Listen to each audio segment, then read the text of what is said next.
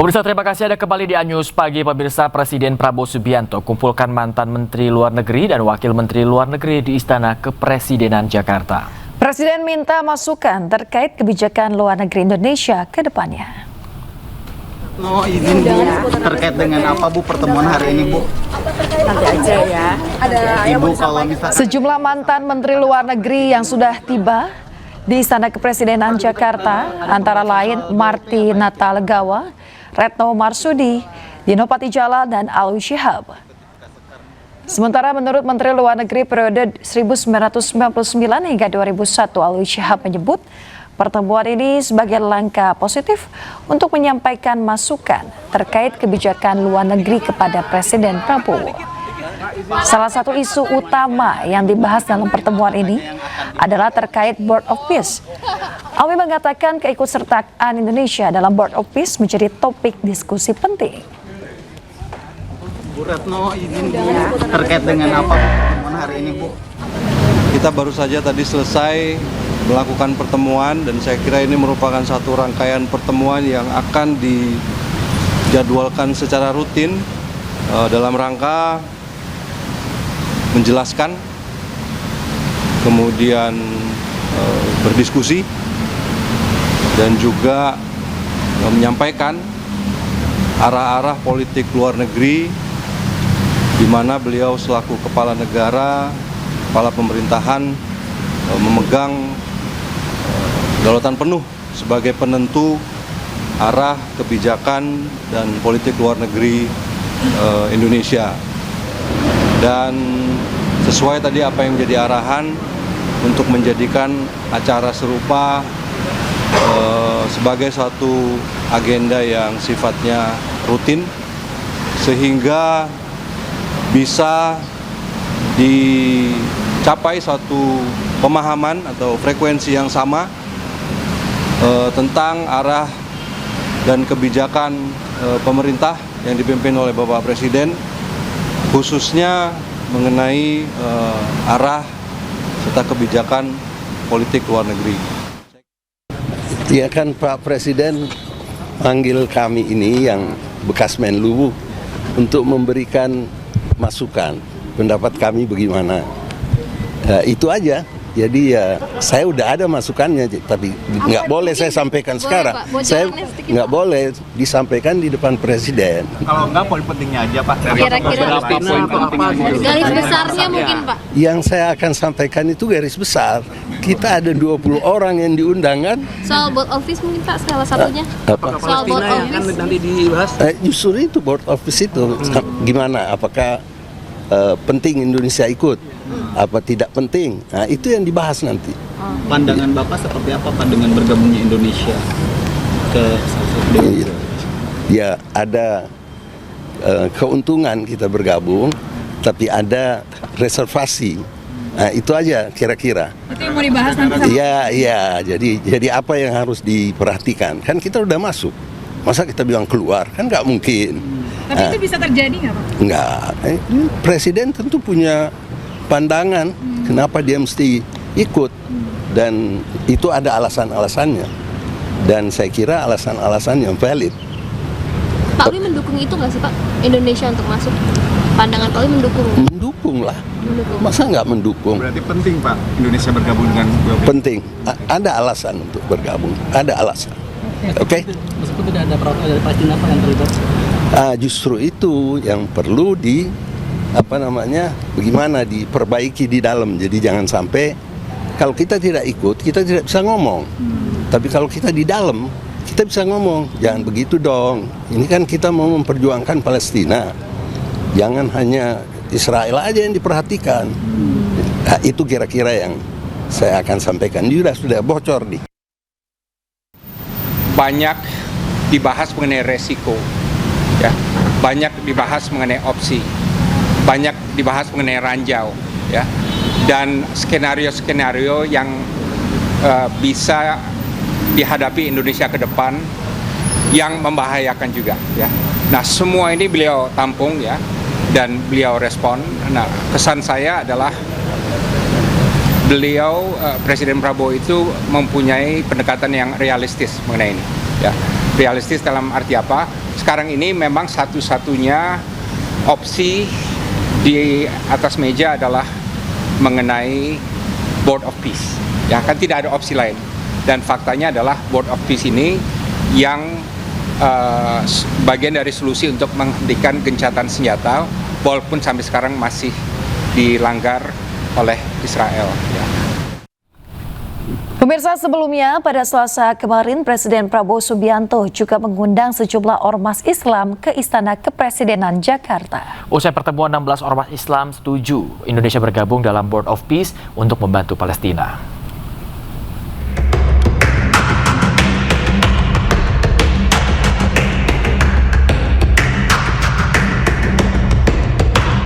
Prabowo mengundang sejumlah ormas untuk membahas keanggotaan Indonesia dalam Dewan Perdamaian atau Board of Peace dan implikasinya terhadap rakyat Palestina. Beberapa perwakilan ormas yang diundang diantaranya Pengurus Pusat Muhammadiyah, Pengurus Besar Nahdlatul Ulama, Majelis Ulama Indonesia, dan DPP Hidayatullah. Ketua Umum PBNU Yahya Kholilistakuf atau Gus Yahya menyebut mendapatkan sejumlah penjelasan dari Presiden terkait upaya membantu Palestina.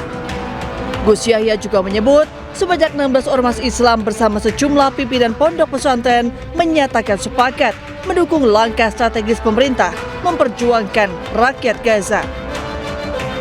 Agar Indonesia ini bisa secara lebih konkret, lebih progresif dan mengejar hasil yang lebih nyata berdampak untuk menolong Palestina, termasuk dengan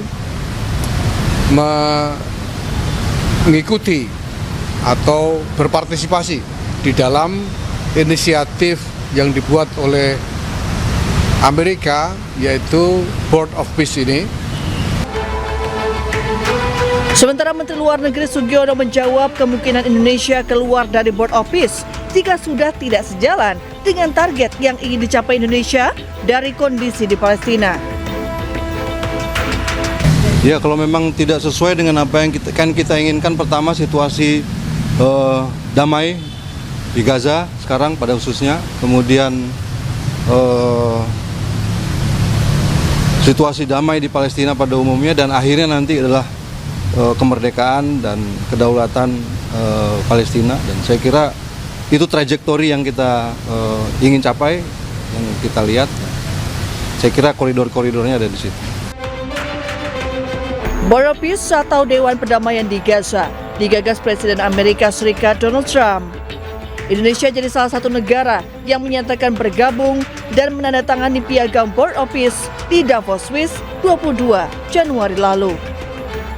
Tim Liputan iNews melaporkan. Pemirsa, Menteri Keuangan RI Purbayayudi Sadewa sebut anggaran untuk iuran Dewan Perdamaian untuk Gaza atau Board of Peace yang mencapai 1 miliar dolar Amerika Serikat atau sekitar 17 triliun rupiah akan diambil dari anggaran Kementerian Pertahanan Republik Indonesia. Namun bila ternyata anggaran yang dibutuhkan lebih besar, maka Purbaya buka peluang realokasi anggaran. Nanti kita lihat, kalau nggak cukup yang pasti kita reorientasi kan. Yang penting adalah kita akan menjaga anggarannya tetap prudent. Tapi dengan angka 16 itu berarti tetap anggaran APBN aman ya Pak? Aman. Masih ada space masih dipakai. Sebagian ada anggaran cadangan. Pemirsa, Ketua KPK periode 2011 hingga 2015 Abraham Samad mengaku pemanggilannya ke istana oleh Presiden Prabowo Subianto bukanlah bentuk pembungkaman. Sementara staf khusus Kepala Staf Kepresidenan Sadam Al-Jihad menyatakan pemerintah membuka ruang publik seluas-luasnya bagi warga negara dalam memberikan masukan dan kritik untuk kemajuan bangsa. Dan berikut dialognya secara eksklusif dalam program The Prime Show yang dipandu rekan Diandra Mukni. Bang Abraham, kemarin pertemuan seperti apa? Terbukakah semua bisa bicara? Iya, terbuka dan serius. Saking seriusnya kita tidak makan malam. 5 jam ya Bang ya? 5 jam nggak makan malam. Saking serius. Saya ingin menggambarkan itu sehingga Pak Prabowo menyatakan bahwa kita akan lanjutkan. Itu yang pertama. Kemudian yang kedua, saya ingin menggarisbawahi bahwa jangan ditafsirkan bahwa pertemuan itu mengundang tokoh-tokoh kritis itu adalah salah satu bentuk pembungkaman. Karena saya yakin orang-orang seperti saya tidak akan mungkin bisa dibungkam. Kira-kira itu yang ingin saya sampaikan. Oke, apa sebetulnya pesan yang ingin disampaikan Pak Prabowo nih? Iya, pesannya jelas bahwa antara pemerintah dan rakyat harus berjalan bersamaan. Untuk apa? Kebijakan itu tepat sasaran. Vox Populi Vox Dei, suara rakyat, suara Tuhan.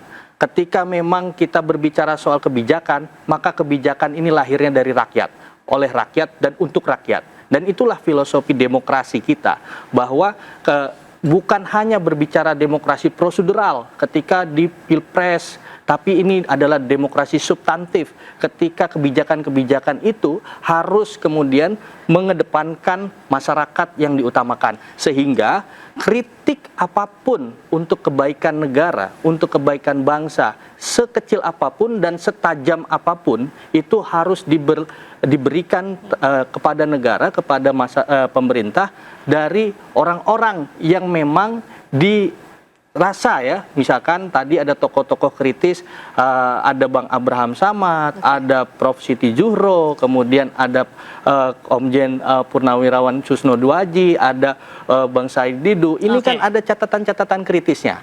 Apakah kemungkinan hanya tokoh-tokoh kritis itu saja? Belum tentu, karena bisa jadi dibuka ruang publik seluas-luasnya untuk siapapun yang kemudian bisa memberikan sumbangsih pikiran untuk bangsa dan negara. Mantan Ketua KPK Abraham Samad menegaskan penegakan hukum di Indonesia harus segera dibenahi. Menurutnya indeks persepsi korupsi Indonesia masih memprihatinkan dan berdampak langsung pada kepastian dunia usaha.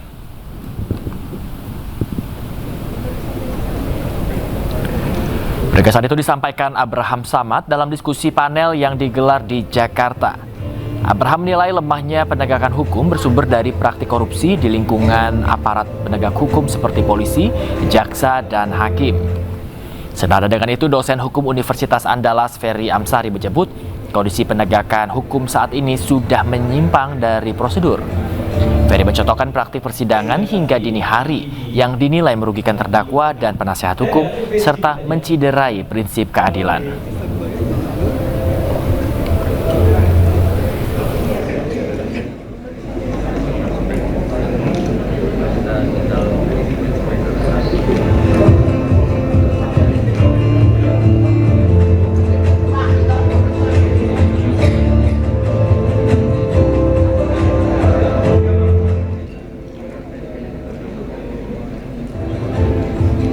Jadi yang saya presentasikan itu hasil penelitian, yaitu hipotesa belum selesai ya.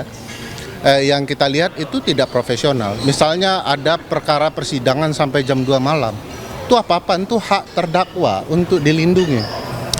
Dalam studi ya, batas waktu profesional itu jam 9 pagi hingga jam 5 sore. Nah, Indonesia mengabaikan prinsip itu hingga jam 2 malam. Bagaimana orang akan fokus membela dirinya kalau sebuah perkara ditangani?